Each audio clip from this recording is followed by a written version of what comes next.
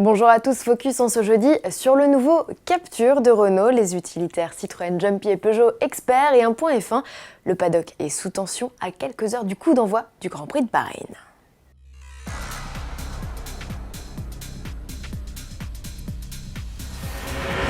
Il arbore le look du Kadjar, partage ses dessous avec le Duster et porte un nom connu, celui de Captur.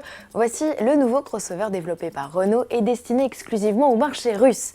Esthétiquement, on le repère à sa signature lumineuse en C, façon talisman ou Mégane, et ses feux arrière à effet 3D utilisant la technologie à LED.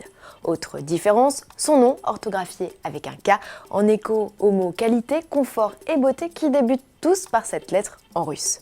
Côté gabarit, ce Captur mesure 4,33 m de long et profite d'un empattement de 2,67 m, un gabarit similaire au crossover Dacia.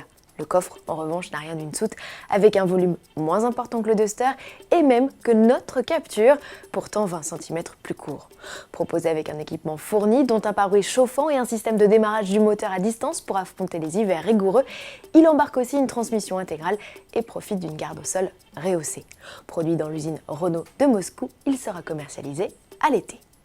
Du nouveau, chez PSA Peugeot Citroën, le groupe a dévoilé la 3e génération des Citroën Jumpy et Peugeot Expert. Il s'agit des versions utilitaires des Citroën Space Tourer et Peugeot Traveller, des vannes dédiées, eux, au transport de passagers. Proposés en version tôlée ou vitrée, ces fourgons sont déclinés en 3 longueurs différentes, de 4,60 m à 5,30 m. C'est également le cas de leur demi-frère, le Toyota Pro-Ace. Fruit de la coopération entre le constructeur japonais et le groupe Tricolor qui collabore depuis 2012, les utilitaires profitent toutefois de plateformes et mécaniques 100% françaises. L'offre s'étend d'ailleurs de 95 à 180 chevaux. C'est dans l'usine PSA de Cévennes-Nord, située au sud de l'île, que la production des Experts et Jumpy sera assurée pour l'Hexagone, commercialisation prévue en juin. Avec ces nouveaux venus, PSA compte bel et bien rester le premier vendeur d'utilitaires légers en Europe. En 2015, sa part de marché représentait un peu plus de 20%. Parlons sport à présent, le 2e Grand Prix de la saison de Formule 1 débute ce 1er avril à Bahreïn. Meeting où les tensions seront vives, pilotes et écuries estiment en effet ne pas être écoutés par les instances gouvernantes. Alors que faudrait-il pour redorer le blason de la F1 ? Nous avons posé la question à notre spécialiste Jean-Louis Moncet. Je pense qu'on a trop d'aérodynamique, et ça, Géraldine, vous et moi, on l'a dit je ne sais pas combien de fois dans ces entretiens. Trop d'aéro sur les voitures, pas assez de grippe mécanique, ce qui est quand même la base de la voiture normale de tous les jours.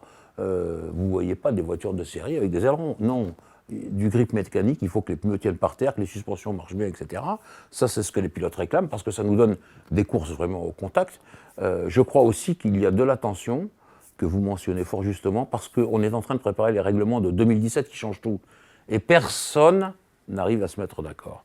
Et donc, tout ça réuni avec Bernie, qui veut montrer encore qu'il commande, ça fait une espèce de melting pot, mais c'est un peu tremblotant, et ça défrise un peu les téléspectateurs. Il faut y faire attention, les téléspectateurs, c'est eux qui finalement payent pour voir les Grands Prix ou ne payent pas.